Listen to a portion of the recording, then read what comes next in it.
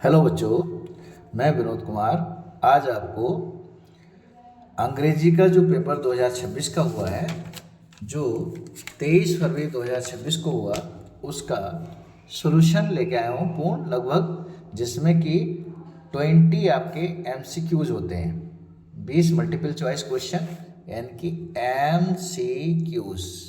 ये जो 20 प्रश्न हैं वो 20 मार्क्स के होते हैं और बिल्कुल ये सटीक होते हैं कि इनका अगर सही है तो सही नंबर मिलेगा और अगर आपके गलत है तो नंबर कट जाएंगे। तो हम शुरू करते हैं 2026 का अंग्रेजी का पेपर। तो वीडियो में अंत तक बने रहें इस सॉल्यूशन के लिए। आप देखिए, इसका कोड है 817 FM। अच्छा, इससे मैं आपको ये भी बता दूं कि जब हम परीक्षा देते हैं तो उसमें जो OMR शीट आता है उसमें 817 तो ऑलरेडी लिखा होगा, लेकिन 3 कॉलम होते हैं वहाँ पर। 3 कॉलम इस तरह से होते हैं OMR पर, 1 2 3। अब मान लो इसमें जो लास्ट में वो लिखना पड़ता है FM कोड, तो इसमें F और M इसमें लिखेंगे हम, जो लास्ट वाला है F और M।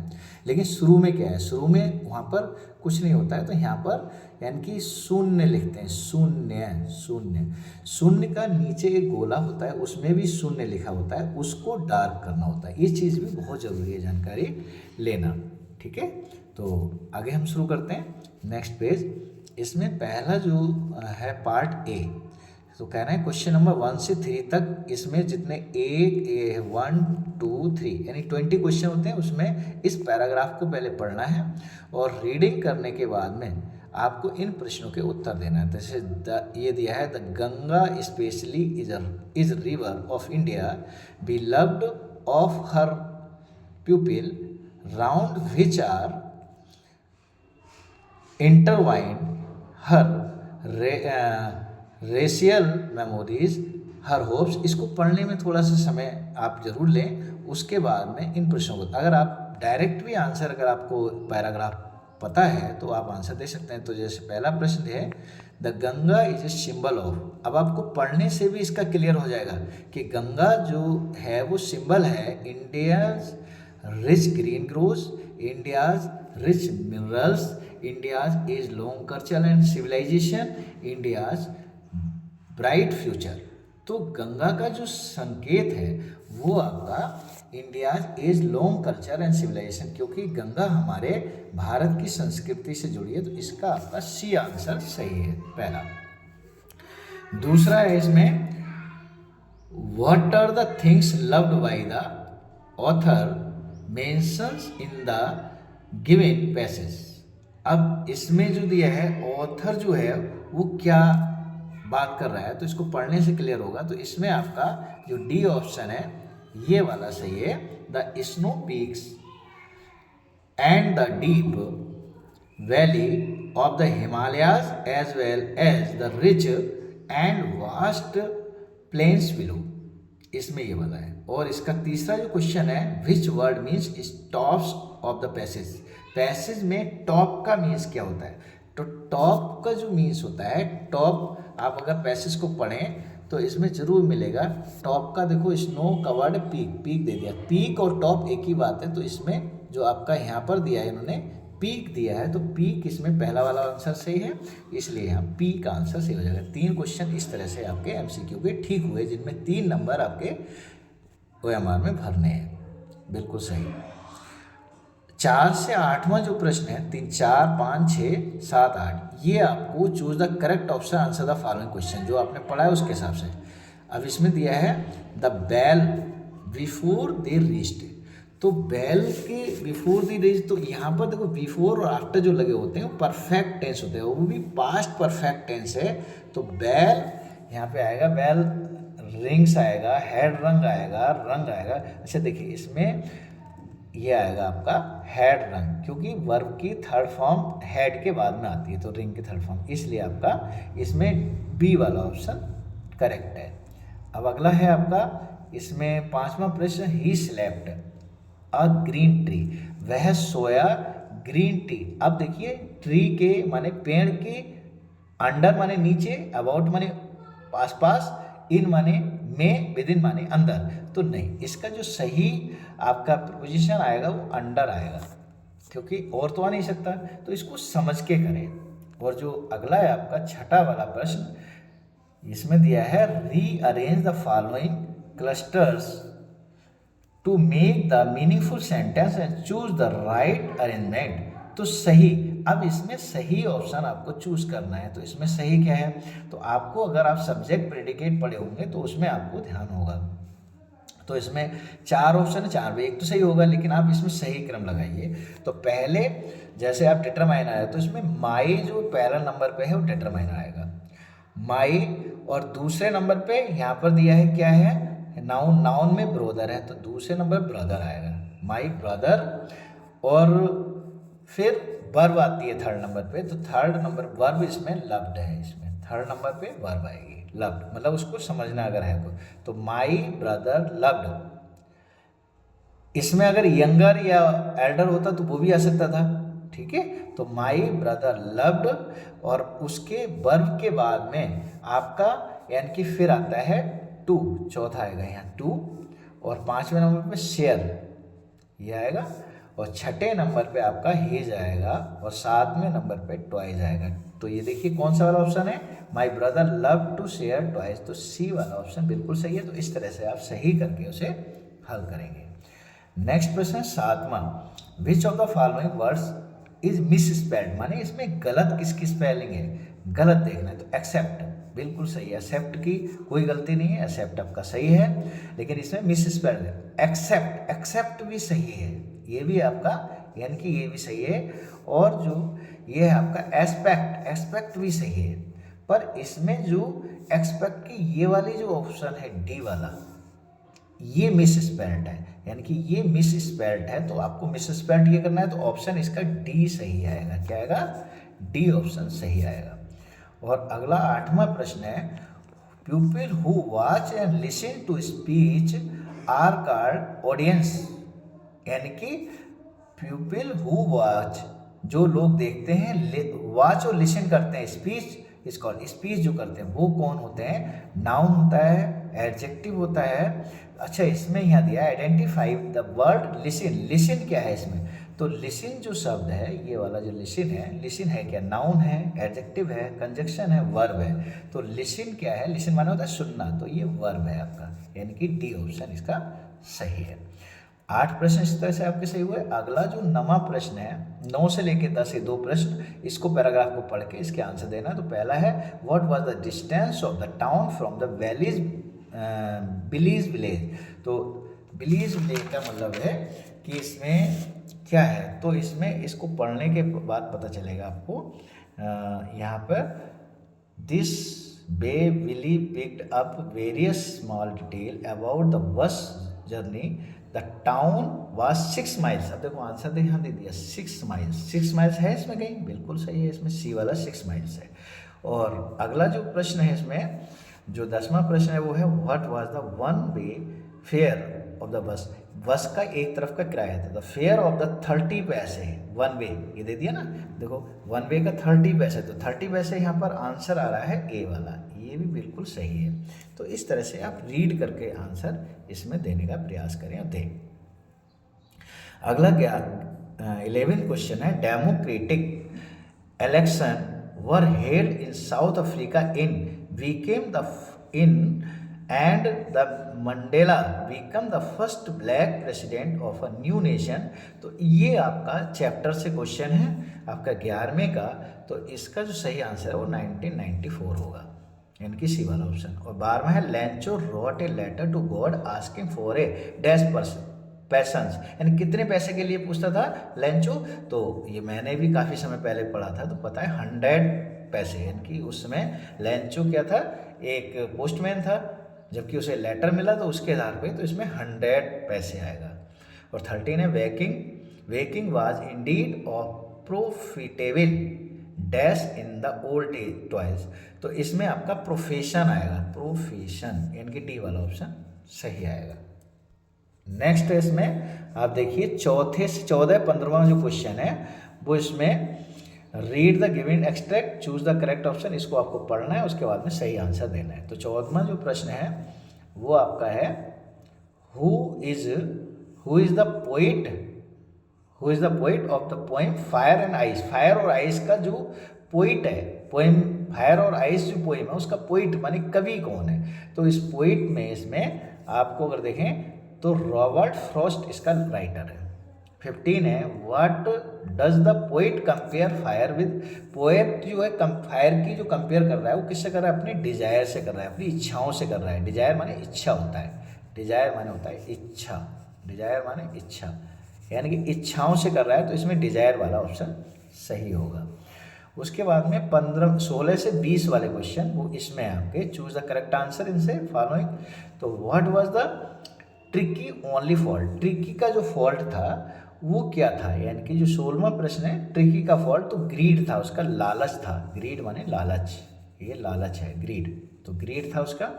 और 17 क्वेश्चन है यानी कि इसमें लालच। अब आप देखिए 17 जो क्वेश्चन है उसमें था what was the real name of Holi. Holi एक गाय का नाम था, तो होली गाय जो होली था वो किसका नाम था, राधा का था, मंगला का था, सुलेखा का था, एक्स्ट्रा।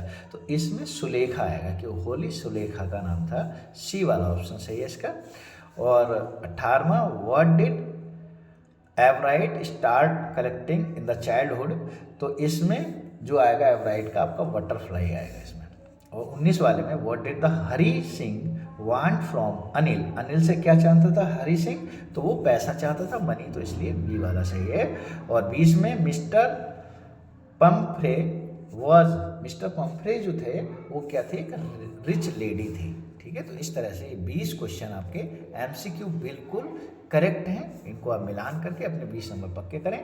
और उसके बाद में आप देखिए जो अगला बी सेक्शन है यानी कि सेक्शन बी, इसमें read the following passage and answer the question following. इसमें देखिए आप देखिए यहाँ दो दो नंबर के प्रश्न हैं और एक लास्ट वाला जो क्वेश्चन है वो 1 नंबर का है। तो यहाँ है, अरे क्या हो रहा है, 2+2+2 यानी 6 और एक 7 नंबर का एक प्रश्न है, लॉन्ग क्वेश्चन है।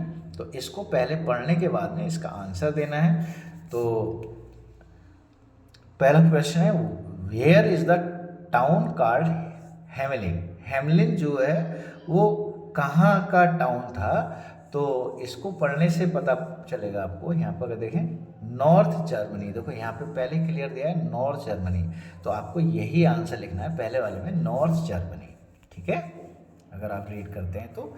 और अगला प्रश्न है ये what did the people of Hamelin do to get rid of the rats. यानी कि रिड ऑफ मैंने उठाना होता है, रेड्स के लिए उन्होंने क्या उठाया, तो इसको रीड करके ही इसका आंसर देना है। ऐसे आपको सी का देना है, इसी प्रकार से आपको डी का देना है। इससे में कहना है विच वर्ड मीन्स स्ट्रेंज।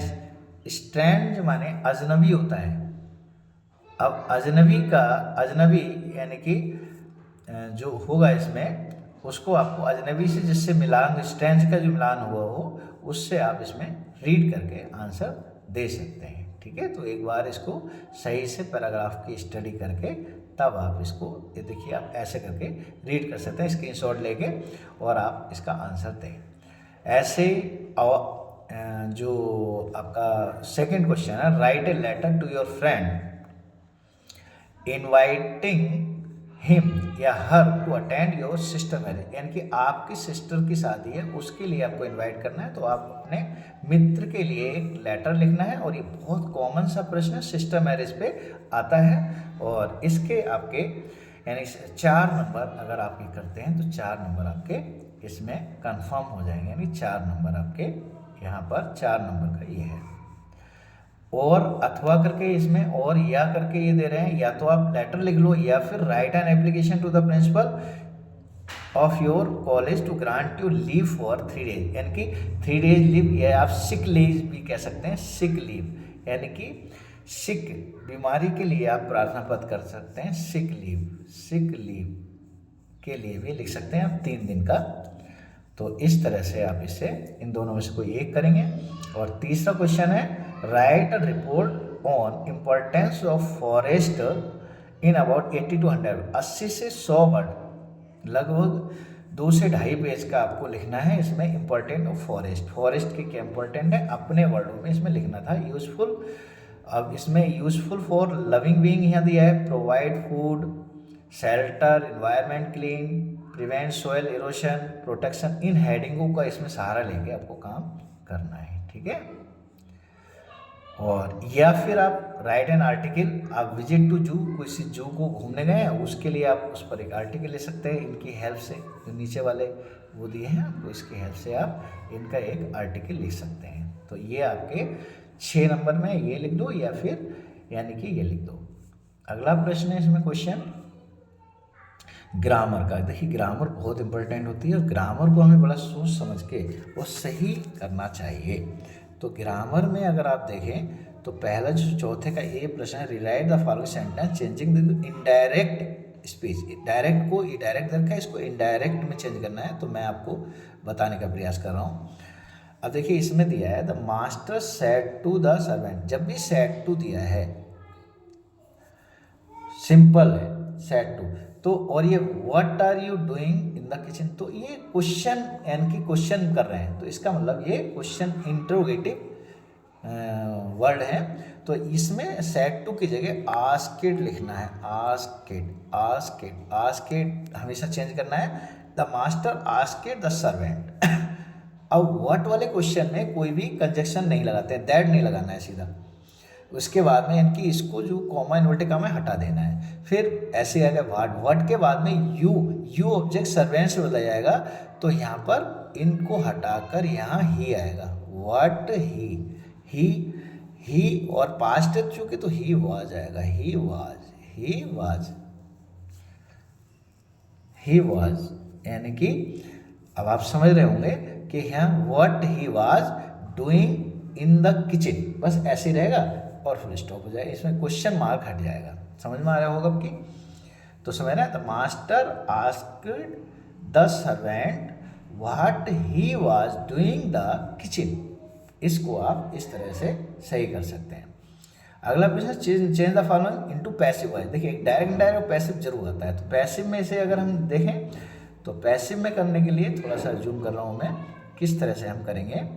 तो you have not completed your homework. अब इसमें देखिए यू सब्जेक्ट है, ये ऑब्जेक्ट है योर होमवर्क, तो पहले हम इसमें योर होमवर्क से शुरू करेंगे। योर होमवर्क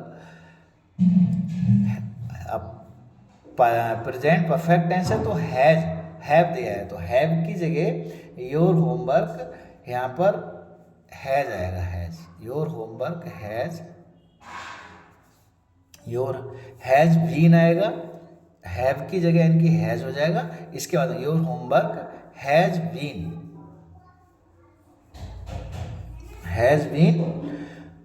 अच्छा इसमें नॉट भी है तो हैज नॉट बीन आएगा, has not been. Your, sorry यहाँ दोबारा बता रहा हूँ मैं, तो यहाँ देखिए आपका यहाँ से हम करेंगे, यहाँ पर your homework has not been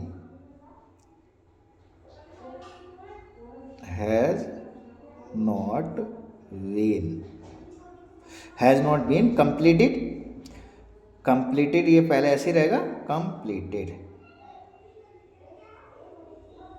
completed bye, और जो यू शुरू में है ये यहाँ आ जाएगा बाय यू। इस तरह से ही पूरा हो जाएगा, यानी कि क्या होगा आपका, your homework has not been completed by you. इस तरह से आपका ये पैसिव वॉइस पूरा हो जाएगा। और इसके भी 2 नंबर है, 2 डायरेक्ट इंडायरेक्ट है, 2 पैसिव वॉइस के। पंचुएट में देखिए, पंचुएट में कहाँ कैपिटल लेटर कहाँ ये, तो इसका ध्यान दें। तो इसमें रमेश नाउन है तो इसमें आर कैपिटल बनेगा, शुरू का जो आर है वो कैपिटल बनेगा। Ramesh said to me comma लगेगा, फिर इन्वर्टेड कॉमा लगेगा, और आई जो दिया है स्मॉल में इसे कैपिटल बनाएंगे। आई विल ऐसे रहेगा, I will not help you, बाकी ऐसे ही रहेगा, यानी कि। और ये फुल स्टॉप लग जाएगा यहाँ पे, फुल स्टॉप के बाद में यहाँ इन्वर्टेड कॉमा क्लोज हो जाएगा। इस तरह से ये भी आपका पंचुएट नरेशन हो गया। ये भी आपके 4 यानी कि 2 नंबर में है, 2 नंबर 2 4 हो गए। और अब जो दिया है वो ट्रांसलेट द फॉलोइंग इंग्लिश में ट्रांसलेट करना। तो इसको मैं ऐसे ही बता रहा हूँ, आप थोड़ा अगर लिख सकते हैं तो लिख सकते हैं, लिखने में क्योंकि समय लगेगा। तो ये प्रयागराज एक प्राचीन ऐतिहासिक नगर है। तो इसका अंग्रेजी बनेगी Prayagraj is an ancient historical city. Prayagraj is an ancient historical city, फिर फुल स्टॉप लगा दो। अगला है इसका एक गौरवशाली इतिहास है, तो it has a glorious history. It has a glorious history. दूसरा सेंटेंस हो गया। तीसरा है यहाँ गंगा और यमुना का संगम है। देयर इज ए, क्योंकि यहाँ सब्जेक्ट छिपा हुआ है, तो देयर इज ए, संगम को कहते हैं confluence. There is a confluence of Ganga and Yamuna here. There is a confluence. Confluence की स्पेलिंग मैं आपको बता देता हूँ, क्योंकि पूरा तो नहीं। कॉन्फ्लुएंस, फ्लुएंस, FLUENCE, ये होता है सी, संगम। इसका मतलब संगम है, संगम। ये तो समझ रहे होंगे आप। इसका करना है आपको, यानी कि there is a confluence of Ganga and Yamuna here, ये हो गया। अगला है यहाँ उत्तर प्रदेश का उच्च न्यायालय है। The high court of Uttar Pradesh is located here. यहाँ आएगा the high court of Uttar Pradesh is located here. अगर ये आप ऐसे कर लेते हैं तो आपके 4 नंबर ये आपको कंप्लीट मिल जाएंगे, अगर आपने इस तरह से पूरा कर लिया तो। अगला है इसमें answer the following question about 30 to 40 words. तो how was Lencho help it, इसका क्वेश्चन का आंसर देना है। ये आपका यानी कि बुक का लिटरेचर का आपका क्वेश्चन है। ये कर लो, या फिर या और माने या। What is the greatest wealth of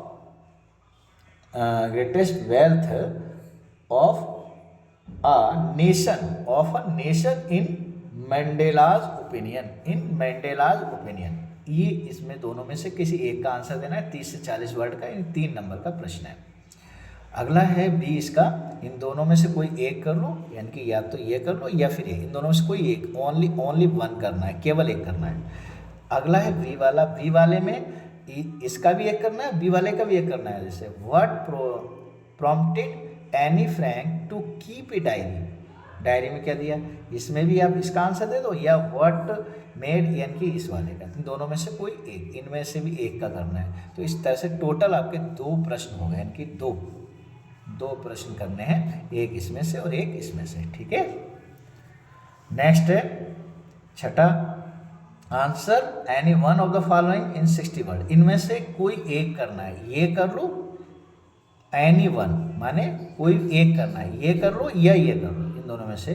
तो इसमें आप देखें, bring out Lencho's immense faith in God में, ये वाला, या हु वाज नेल्सन मंडेला वाला, इन दोनों में से कोई एक कर लो। और जो 7वां प्रश्न है, how has the poet observe nature in the poem dust of snow, इस वाले का प्रश्न का उत्तर दो, या नीचे वाले right 4 line any poem prescribe your cinema, ये 4 लाइन लिख दो।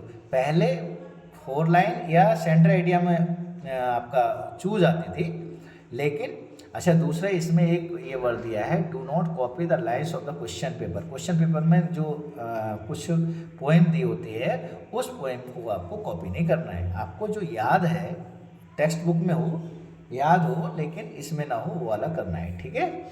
ऐसी कभी गलती मत करना कि उसी को कहीं उतार दें आप। ठीक। तो इसमें जैसे मैं आपको दिखाऊं कि इसमें पोएम इधर देखें आप, ये पहले पोएम यहाँ पर दे रखी है। अभी देखो आपको इसमें पोइट दी है ना, कविता वगैरह, मतलब इसमें जो अगर कोई पोइट दी है तो उसको नहीं करना है, इस चीज़ को ध्यान रखना है। अगला जो प्रश्न है 8वां, वो ये आ गया। इसमें है right the centre idea of any one of the following poem. About 40 to 50 word का सेंटर आइडिया करना है। तो इसमें जैसे आपका मान लो आपका ये पहला वाला फायर एंड आइस पोएम थी पहले अभी शुरू में, तो फायर एंड आइस को अगर आपको करना है तो सेंटर आइडिया वाले होता है मुख्य विचार, कि आप इसके बारे में क्या लिखते हैं। तो शॉर्ट में लगभग 1 पेज का आप सेंटर आइडिया दे सकते हैं इसमें। और ऐसे answer any one of the following 30 to 40 word, इनमें से कोई एक करना है, ये कर लो या ये कर लो, ओनली वन, केवल एक करना है। ऐसे ही answer any one of the following about 60 word, ये आपका लॉन्ग क्वेश्चन है, इसको 60 वर्ड में राइट ए करेक्ट एक्सट्रैक्ट ऑफ हरी सिंह का चरित्र चित्रण, या how did holy teacher play important, यानी कि इन दोनों में से भी कोई एक करना है। उम्मीद होगी कि आपको क्वेश्चन पेपर समझ में आया होगा और अगले पेपर की आप तैयारी के लिए आपके लिए बेस्ट ऑफ लक।